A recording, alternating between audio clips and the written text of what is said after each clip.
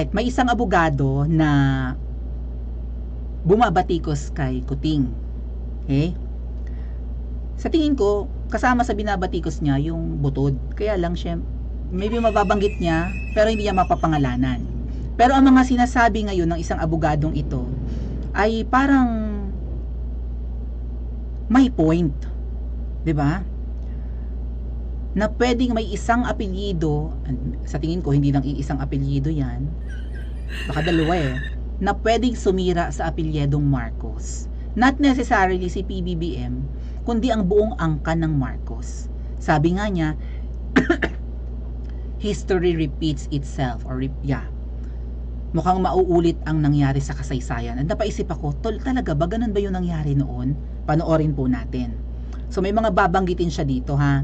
And kayo na magsabi kung legit yung sinasabi niya, or kung may point siya, or wala.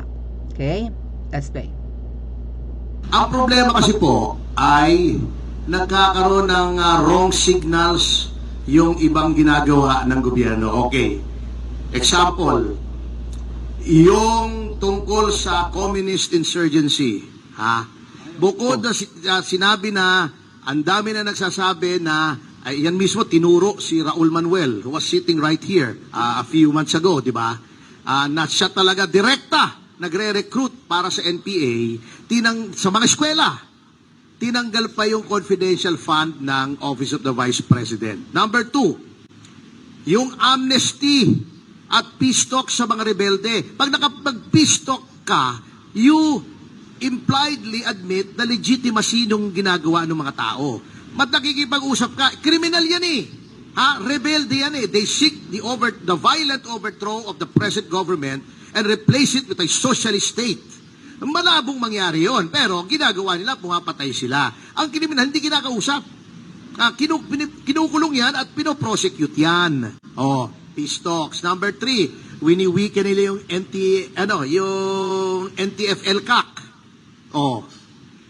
Iyan yung almost wala na nga yung communist insurgency, pawala na, winiken pa nila with peace talks. Number 4, may tactical alliance with the legitimate front of the CPP and PA, yung mga nasa Kongreso. Binigyan nila ng legitimacy. Marginalized na yan Ngayon, binigyan nila ng boses, malakas pa boses, kaysa sa mga tao ng mga legitimate na mga congressmen. Yung sina Manuel, sina Franz, sina Brosas. Binigyan nyo na naman ng boses. Number 4, number 5, kung ano man, ang dami Meron ba namang Justice Secretary, ikaw na mismo aamin, give up ka na, ma-acquit si De Lima. What are you saying? Hindi na nagtatry ang gobyerno. Drug trafficking po ang charge. Nabigyan lang ng bail. Sasabihin mo, hindi, ma-acquit na yan. And then, na-emboldened tuloy si De Lima. Sasabihin nila, there will be a day of reckoning. Akala mo siya pa biktima no? Kaya nga sabi ko, hinahamon ko si De Lima, day of reckoning. Demanda mo si Aguirre, demanda mo si Menardo Guevara. Demanda mo muna ako, tingnan natin kung lulusot ka muna. Kasi ako yung nagdemanda sa kanya sa DOJ. Para i-justify ko kung bakit ka namin na-demanda. Kukunin ulit natin yung mga witnesses na hindi nag-recant. Harap ulit natin sa publiko para makita nila kung anong justification kung bakit ka na-demanda, bakit ka nakulong, at yung pagkakulong mo ay upheld by the highest court of the land. Didemanda mo yung Korte Suprema.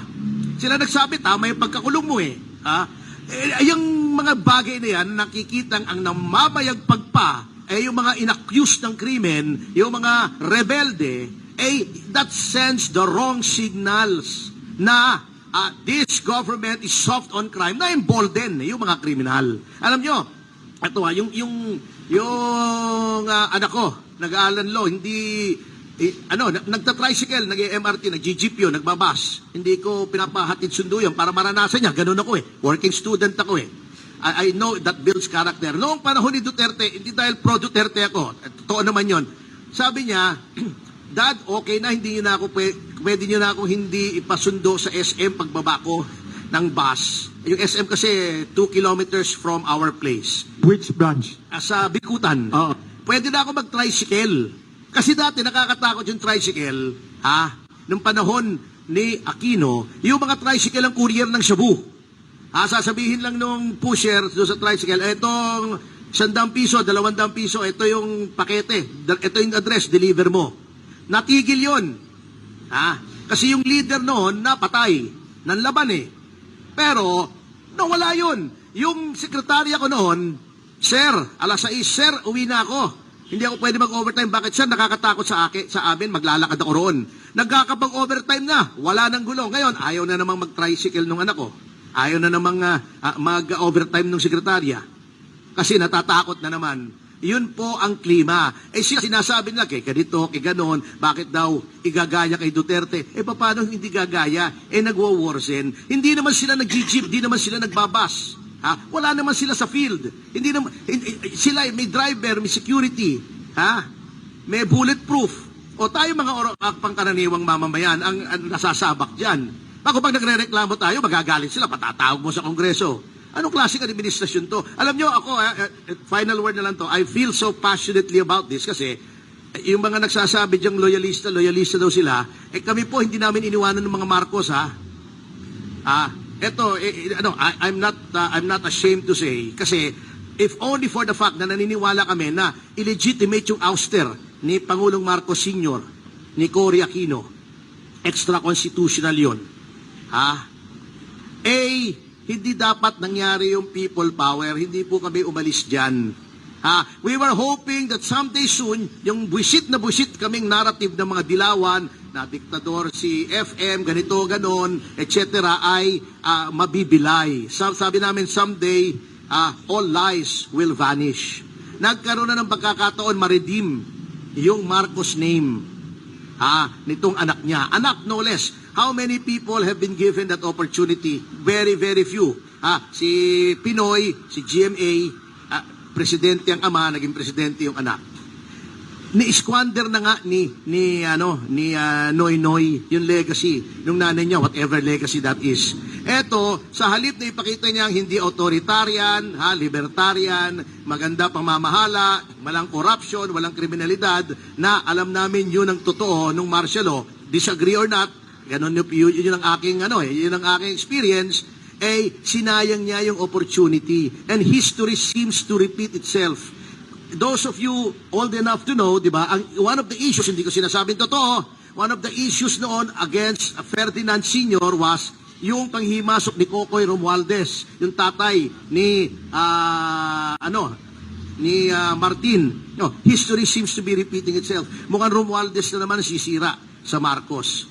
Nanghihinayang lang ako kasi all along we thought that mako-continue yung dati.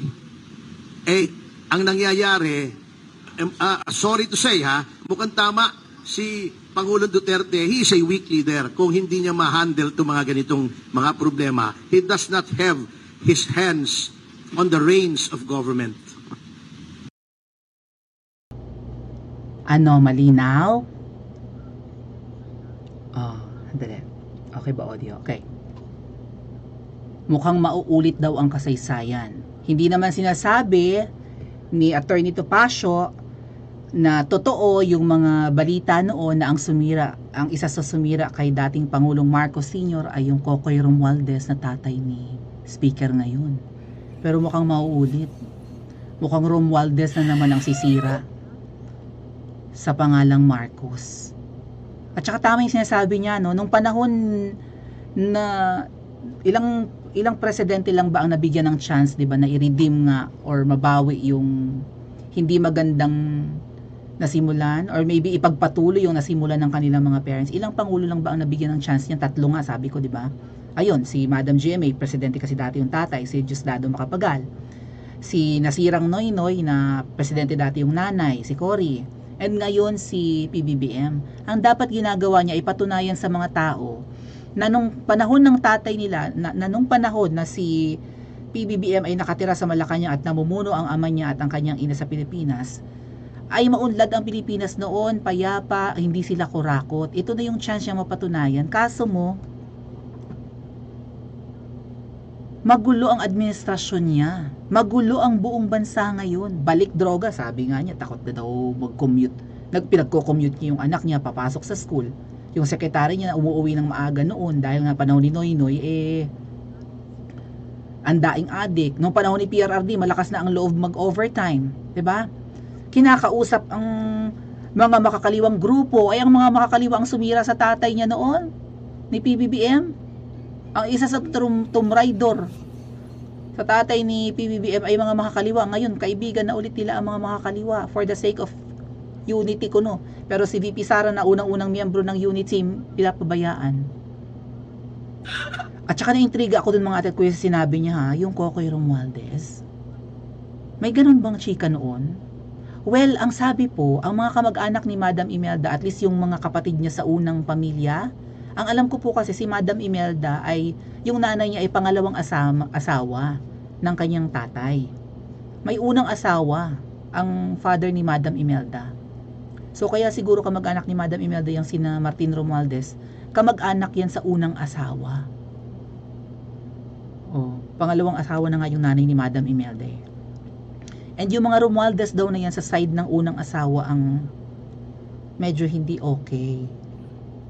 At yun nga, sinasabi ni mismo ni Attorney Topacio, kasama namin to sa radyo dati, sa DWIZ.